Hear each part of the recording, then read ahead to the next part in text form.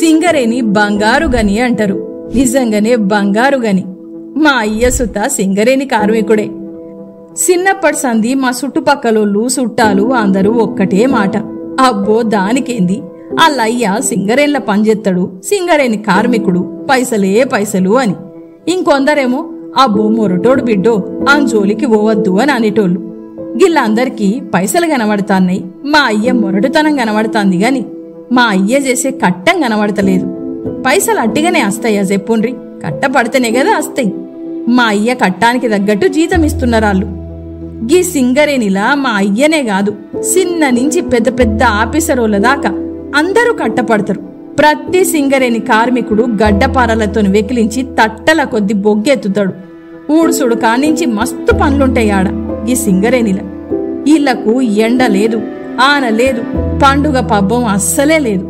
పొద్దుగాల నేను బడికి పోకముందే మా అయ్య నీలం రంగు లాగు దొడుక్కొని నెత్తిన సింగరేణి టోపీ పెట్టుకుని దబ్బలింత బువ్వ కట్టుకుని పోతుండే.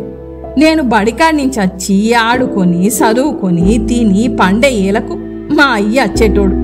ఒక్కరోజు సుత మా అయ్య నాతో ఆడలే, ముచ్చట పెట్టలే. ఎప్పుడు చూడు పని పని పని. ఒకసారి గిట్లనే మా అయ్య నిద్రపోతున్నప్పుడు మా అయ్య కాళ్ళు చూసిన. హరికాళ్ళైతే సెక్కలు సెక్కలు సెక్కలు సెక్కలు వలిగి నెత్తురు వేరకపోయింది. గప్పుడు మా అమ్మని అడిగిన, మా అయ్య కాళ్ళు గట్లెందుకున్నాయని. గప్పుడు మా అమ్మ మా అయ్య చేసే కట్టం గురించి చెప్పింది. రోజు మీరందరూ ఏసీల నిద్రపోతారు, రాత్రి అయిందంటే ఊళ్ళ కళ్ళు జిగేలు అనేటట్టు లైట్లన్నీ ఎలుగుతాయి. మరి గిదీని వెనకాల మా అయ్య సొంటోళ్ళు సింగరేణి కార్మికుల కట్టం ఎంత ఉన్నదన్నది మీరు తెలుసుకోవాలి. నాకు గింత సీర్క వంగనే మా అయ్య కళ్ళల్లా నీళ్లు తెచ్చుకుంటాడు. పసుబెట్టు పట్టిగట్టు అని మా అమ్మను తొందర పెడతాడు. మరి మా అయ్య కాళ్ళు చూసినాక నేనేమైపోవాలి? పొక్కులెక్కిన అరిసేతులు చూసినాక నాకేమనిపించాలి? నేనైతే మా అయ్యను పట్టుకొని మస్తు ఏడ్చిన. కాని మా అయ్య ఒక్కటంటే ఒక్క మాటే అన్నాడు. ఏమన్నాడంటే, సింగరేణి నా తల్లో సొంటిది బిడ్డ, గది పెట్టే బువ్వనే ఇయ్యాల మనం అందరం తింటున్నాం. గిది నాకు కట్టం అనిపించదు బిడ్డ అన్నాడు. గది నిజమే అనిపించింది నాకు. ఎవ్వళ్ళకన్నా ఆపతస్తే చాలు మా అయ్య సాయానికి ముందుంటాడు. గప్పుడు ఆయనకు ఎన్ని దెబ్బలు దాకినా నెత్తురు గారినా గింత కూడా పట్టించుకోడు. సింగరేణిలో పనిచేసేటోళ్ళందరూ కూడా, కార్మికులందరూ కూడా అన్నదమ్ములు లెక్కుంటారు. ఒకళ్ళ పని ఒకళ్ళు వంచుకుంటారు. కట్టానికి వెనుక ముందు చూసుకోరు. ఎంత కట్టమైనా సరే మేం చేస్తామని చెప్పి ముందర వాడి చేస్తారు ఈ సింగరేణి కార్మికులు.